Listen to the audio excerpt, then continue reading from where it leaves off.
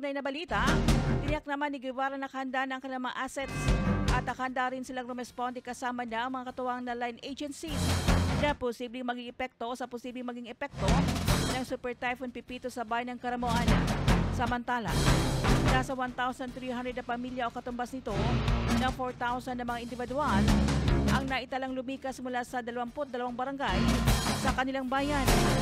Inaasahan naman anya na maaring umabot na 10,000 na individual ang naitalang evacuate sa kanilang bayan sa oras na makapag-report na ang natitirang mga barangay sa Caramoan, Camarines Sur. Dagdag pa na opisyal na kapansin-pansin din ang mataas na alon sa karagatan kahit wala na ang bagyong Pipito at sinasabing delikado na ang anumang mga sea activities kung get isa ito sa kanilang mga pinagbabawal na gawin.